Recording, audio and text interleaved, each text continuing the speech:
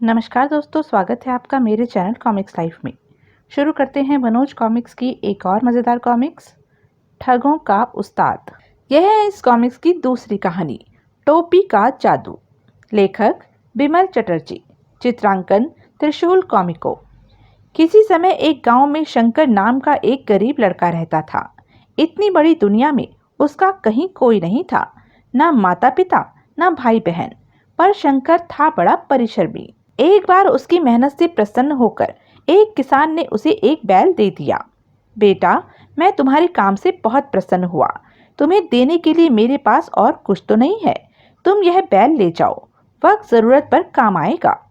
कहकर किसान तो अपने घर में चला गया, लेकिन बैल पाकर शंकर सोच में डूब गया। किसान चाचा ने बैल तो मुझे खुश होकर दे दिया, लेकिन मैं इस बैल का करूँगा क्या? हाँ, एक काम इस बैल से लिया जा सकता है। मैं किसी बंजर जमीन को जो किसी की ना हो जोतूंगा और उस पर कोई फसल उगाने की कोशिश करूंगा। सोचकर शंकर बैल को लेकर गांव से बाहर की ओर चल दिया। गर्मी के दिन थे। शंकर के बदन पर ना कपड़े थे और ना पैरों में जूते। फिर भी वह अपनी धुन में बैल हाँकता चला जा रहा था। अचानक उसे लगा जैसे कोई उसे पुकार रहा हो। ए छोटे भाई, ए छोटे भाई, जरा रुकना तो। आए? कौन? उसने मुड़कर देखा तो उसे 3 व्यक्ति शरारत से मुस्कुराते हुए अपनी ओर आते दिखाई दिए। जब वे शंकर के निकट पहुंचे तो शंकर ने उनसे पूछा, आपने मुझे पुकारा था, कहिए मैं आपकी क्या सेवा कर सकता हूँ? अरे भाई, सेवा क्या, हमने तो तुम्हें यह पूछने के लिए रोका था कि तुम यह बकरा कहाँ लिए जा रहे हो। क्या बकरा? लेकिन बड़े भाई, यह बकरा नहीं बैल है, आपको धोखा हो रहा है। हा हा हा, लो भाई, देखो इस पागल को, यह बकरे को बैल बता रहा है। हा हा हा, तब तो जरूर इसने कोई नशा कर रखा होगा। और बकरा भी कैसा, बिल्कुल मरियल, कोई कौड़ी को भी ना पूछे। पर भाइयों, हमें इस बेचारे की सहायता करनी चाहिए। क्यों न हम 4-5 रुपयों में यह मरियल सा बकरा खरीद लें। हाँ हाँ, इसमें कोई बुराई नहीं। इससे इस बेचारे लड़के का भी भला हो जाएगा और हमें भी कोई नुकसान नहीं पहुंचेगा। और सुनते ही पहले व्यक्ति ने जेब से 5 रुपए निकाले और शंकर के हाथ में थमाते हुए बैल की रस्सी छीन ली। जाओ भाई, इन 5 रुपयों से तुम मौज करो। क्या याद करोगे कि किन्हीं दिलदार लोगों से पाला पड़ा था।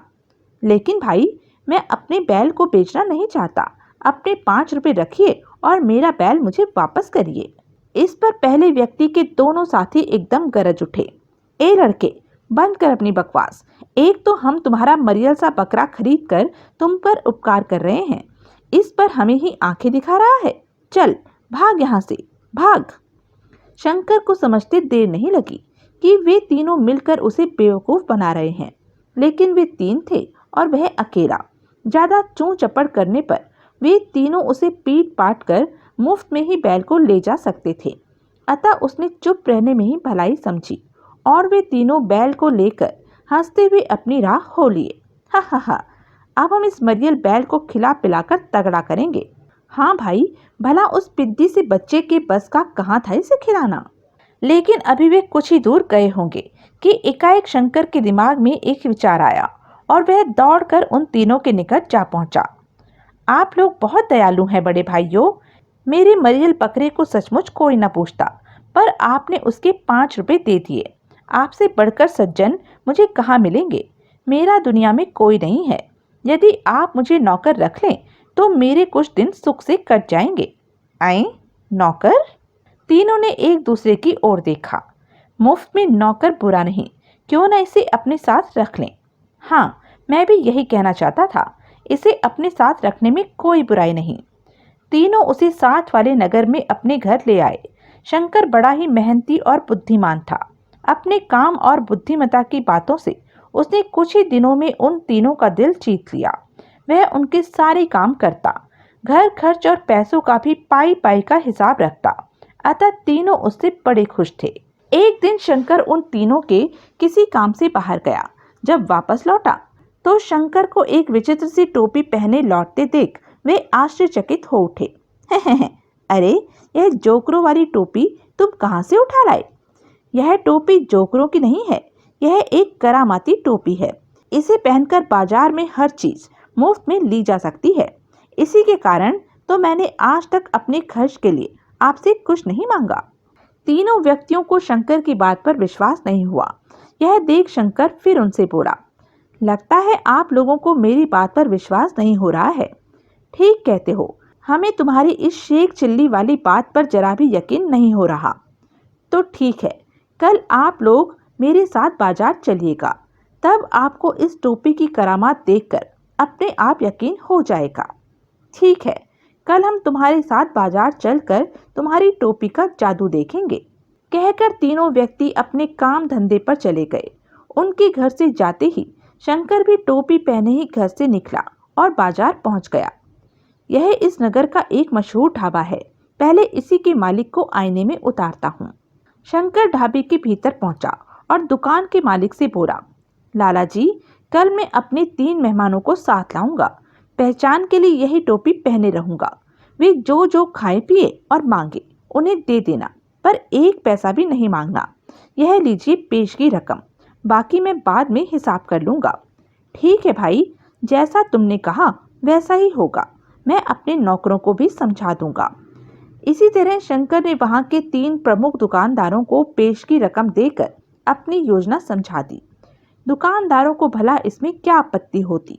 फिर शंकर का भी इसमें कोई नुकसान नहीं था। उसने वह रकम उन तीनों व्यक्तियों की ही एक गुप्त गुल्लक में से निकाली थी। दूसरे दिन सुबह वह तीनों व्यक्तियों को लेकर बाजार में पहुंचा। तब तक बाजार में उसकी पेशगी रकम देने की बात फैल चुकी थी और सबने उसे कोई सिर फिरा रईस ज्यादा समझ लिया था। इसलिए वह जब तीनों को साथ लेकर जिस भी दुकान के सामने से निकलता, उसका मालिक सिर झुकाकर अदब से खड़ा हो जाता। आइए हुजूर, हमारे यहाँ पधारिए। वास्तव में इसकी टोपी तो जादू जैसा कमाल दिखा रही है, वरना इतने मामूली से लड़के की इतनी इज्जत कौन करता। सारे बाजार का एक चक्कर लगाने के बाद शंकर उन्हें लेकर उसी ढाबे पर पहुंचा जिसके मालिक को उसने एक बड़ी रकम पेशगी दे रखी थी। उस ढाबे के मालिक ने उसकी बड़ी आवभगत की। आइए आइए हुजूर, आपका स्वागत है। वहां उन्होंने छक कर भोजन किया। किसी भी वस्तु की आवश्यकता हो तो संकोच न करना श्रीमान। भोजन करने के बाद शंकर उठा तो उसके साथ ही तीनों व्यक्ति भी उठ खड़े हुए। जब वे बाहर जाने लगे तो ढाबे का मालिक बोला, फिर पधारिएगा हुजूर, इस ढाबे को अपना ही ढाबा समझिएगा। जरूर जरूर, कमाल है, उसने तो खाने पीने का कोई पैसा नहीं मांगा। उस दुकान से बाहर निकलकर शंकर मन ही मन अपनी हंसी छुपाता हुआ उनसे बोला, आइए बड़े भाइयों, अब किसी हलवाई की दुकान की मिठाइयों का आनंद लें। काश यह टोपी हमें किसी तरह प्राप्त हो जाए।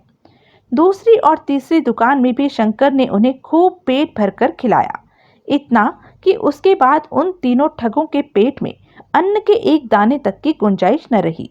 जाते हुए उन दुकानों के मालिकों ने भी नम्रतापूर्वक निवेदन किया, हुजूर, यदि कोई कमी रह गई हो तो क्षमा चाहता हूँ।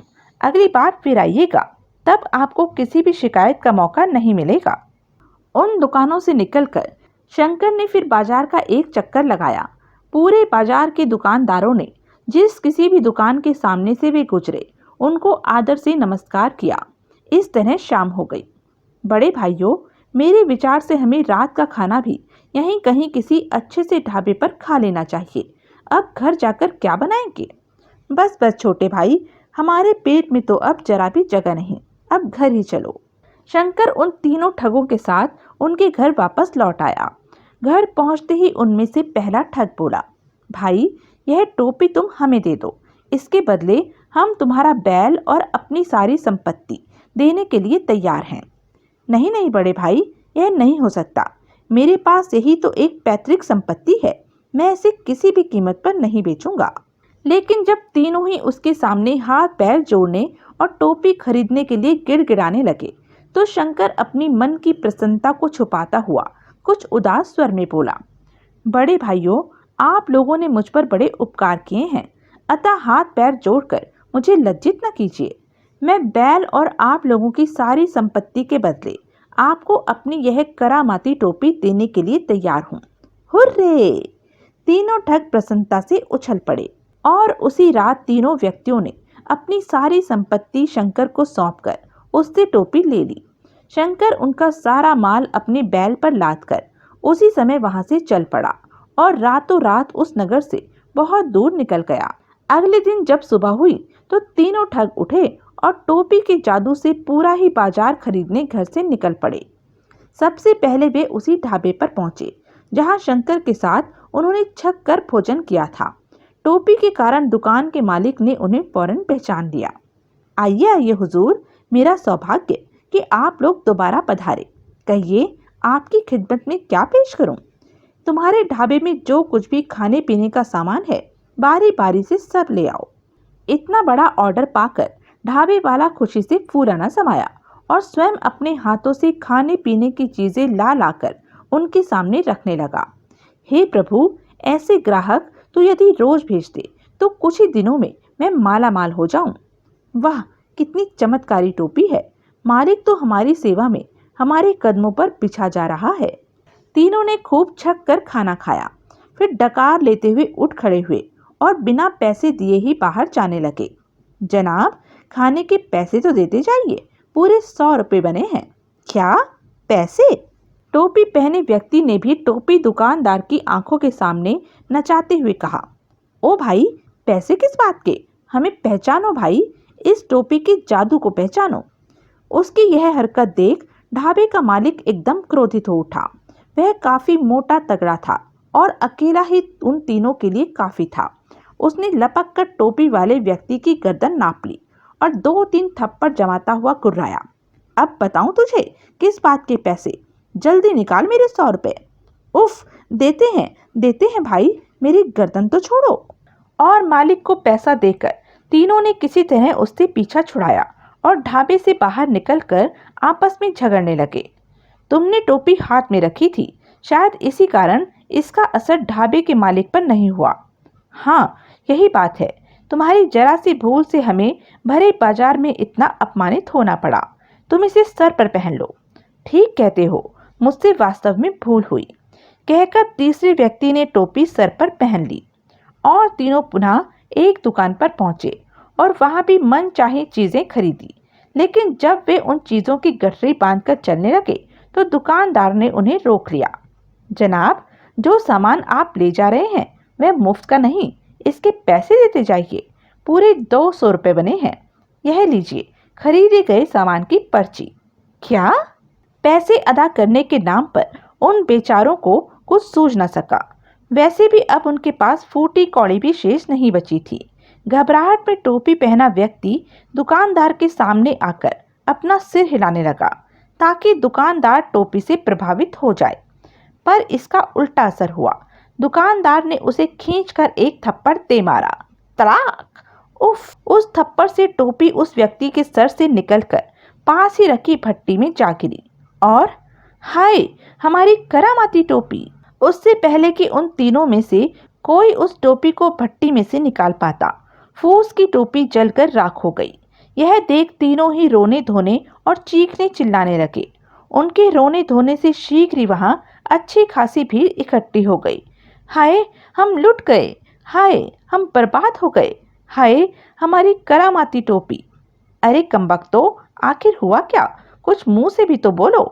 जब रोते रोते उन तीनों ने अपनी करामाती टोपी के गुण बताए तो वहां एकत्रित सभी व्यक्तियों का हंसते हंसते बुरा हाल हो गया। हा हा हा हा, ही। अरे अकल से पैदल हो तुम सब। वह कोई करामाती टोपी नहीं थी। लगता है उस लड़के ने तुम्हें मूर्ख बनाया है।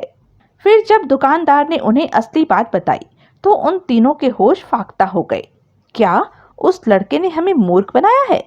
हाय, हम ठग खुद ही अपने जाल में फंस गए। हाय, यानी इस बार चोर पर मोर पड़ गया। इस तरह शंकर ने उन्हें बेवकूफ बनाकर अपना बदला ले लिया और उस दिन से उन तीनों ठगों ने भी किसी को धोखा न देने की कसम खा ली। तो यह थी मनोज कॉमिक्स की एक मज़ेदार कॉमिक्स। ऐसी ही मज़ेदार कॉमिक्स के लिए बने रहें मेरे साथ और हाँ, मेरे चैनल को लाइक, शेयर और सब्सक्राइब करना ना भूलें। धन्यवाद।